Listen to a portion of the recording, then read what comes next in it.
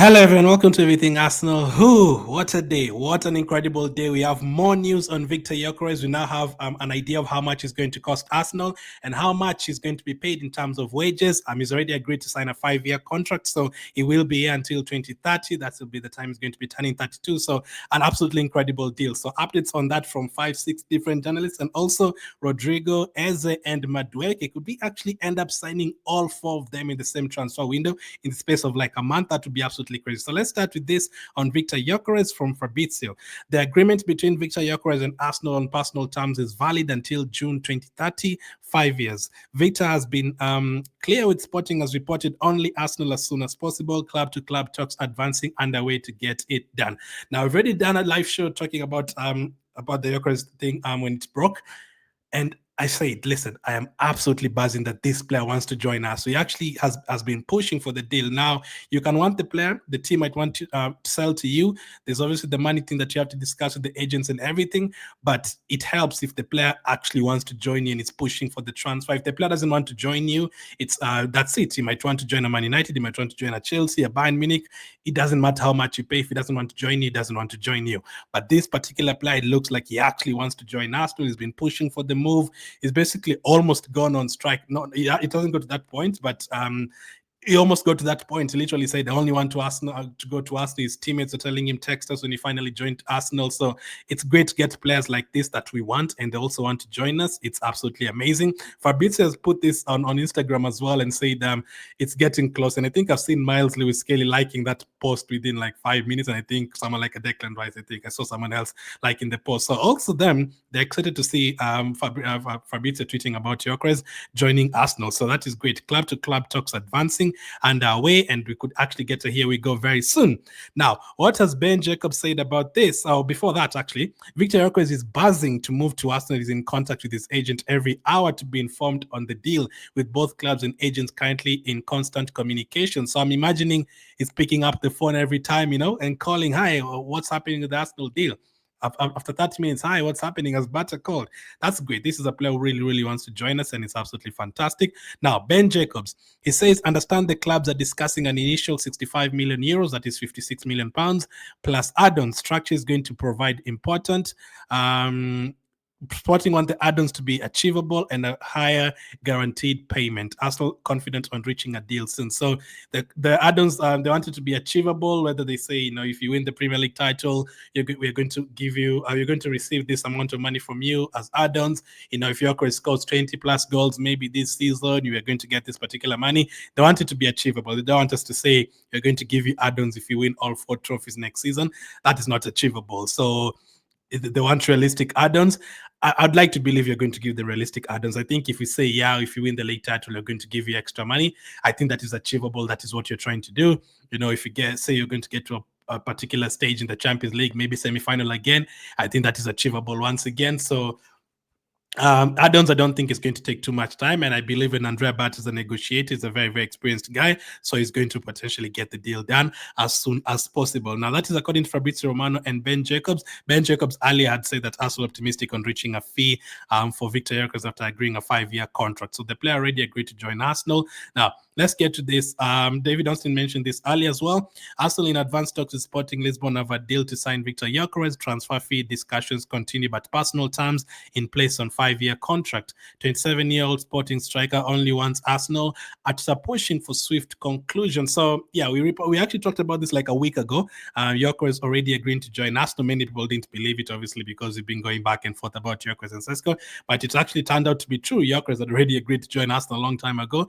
It is a matter of Arsenal deciding whether they want Gyökeres or they want Sesko. Now that the Sesko deal has become very complicated, we are going to definitely go for Gyökeres, and it helps if the player really wants to join. It makes everything easier.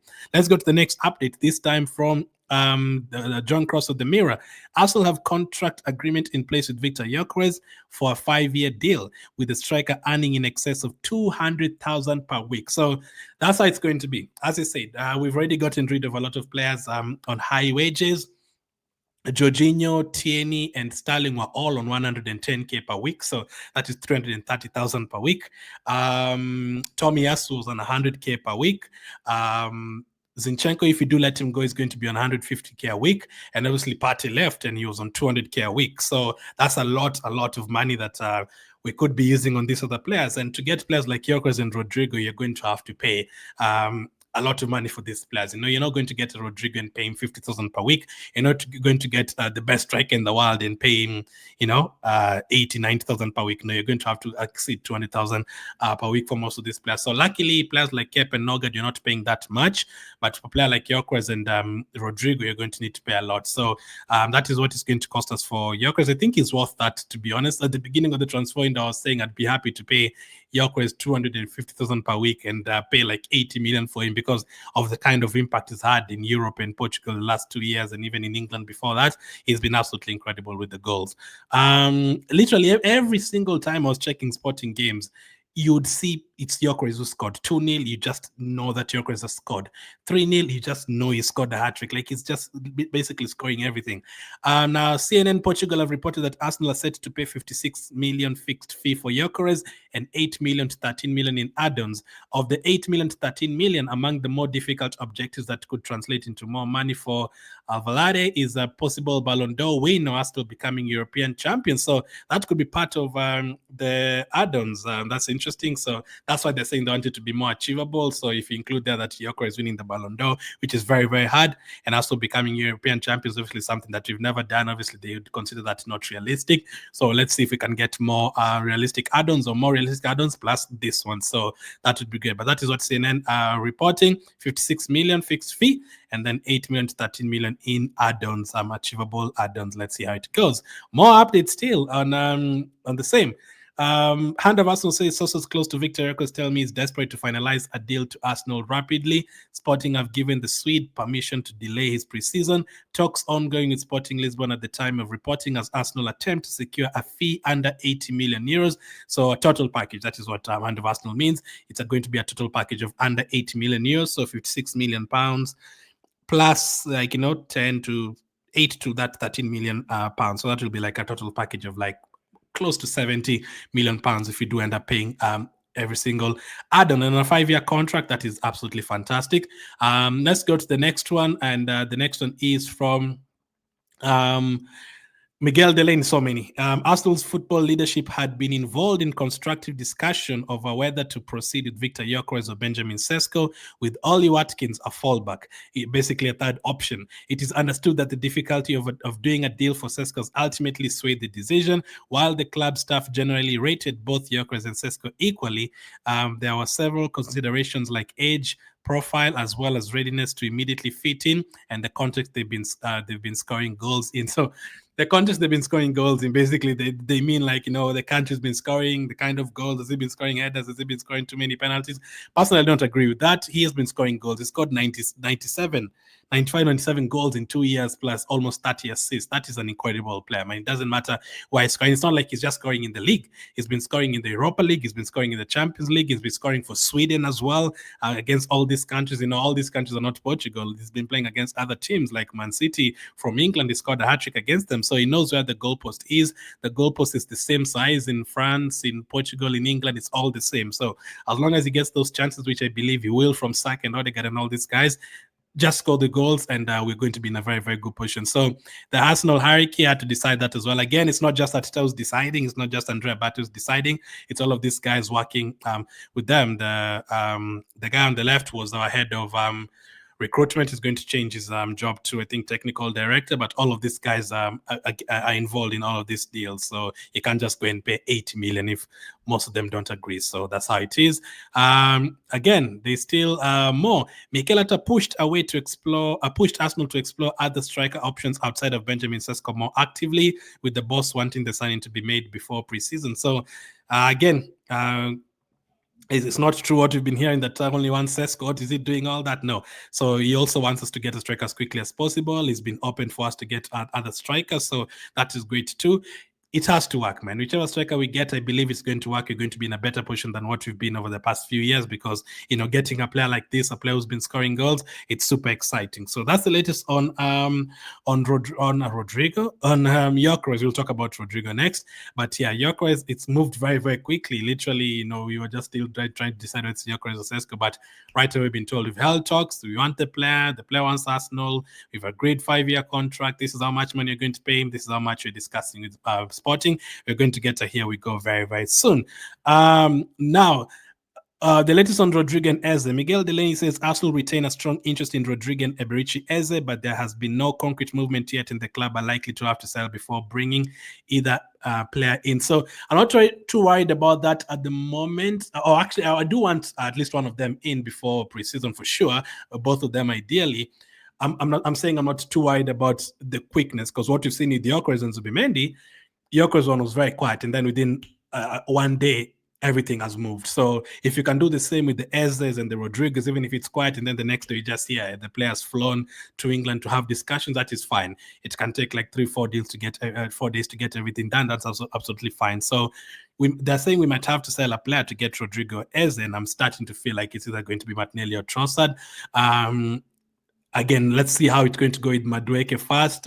All this, they've said all these deals are separate. None of them is connected to the other. But if you're able to pull Eze and Rodrygo as well and you get it in installments, maybe what you're doing right now is trying to negotiate the deals for Eze and Rodrygo behind closed doors and seeing if Rodrygo wants to join Arsenal and all that. Personally, I feel if we get Madueke, Rodrygo, Eze, and Gyökeres, Martinelli or Trossard is going to go. I don't feel all of them are going to stay, but it's great to see that we still retain an interest in Eze and Rodrygo. Hopefully, we do get one of them as soon as possible alongside Gyökeres. That would be absolutely fantastic. Now, Madueke. According to Fabrizio, understand Arsenal are set to send opening bid for Noni Madueke after agreement with the player on personal terms. Told Madueke has committed to a 5-year deal valid until June 2030, already approved by the player's camp. So the player already really, really wants to join Arsenal.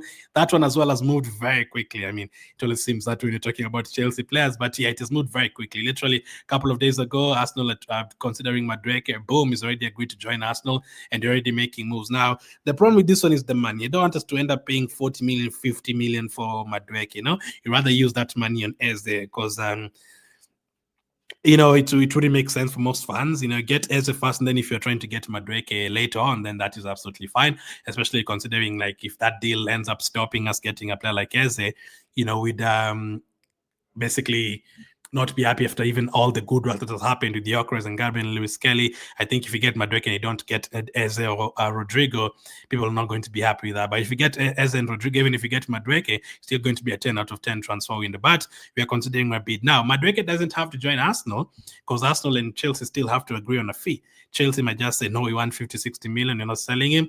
Then Arsenal are going to maybe look at a different direction. So this one is not yet done, but we are considering making a bid for him.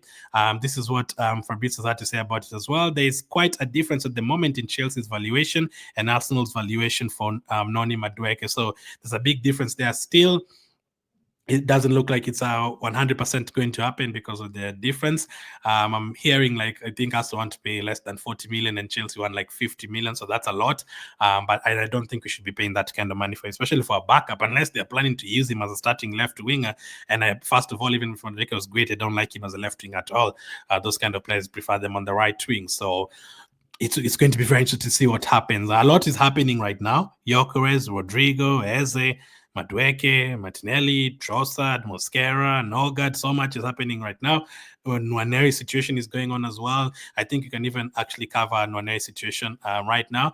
Let's get the Nwaneri updates right now. Just a moment. So let's see the Nwaneri. I had it saved it here somewhere because people are worried about Nwaneri potentially not playing if you get a Madueke, and I see why people would be worried because that is a spot where we could have been using Madueke instead. Now, according to Ben Jacobs, this is what is hard to say about this.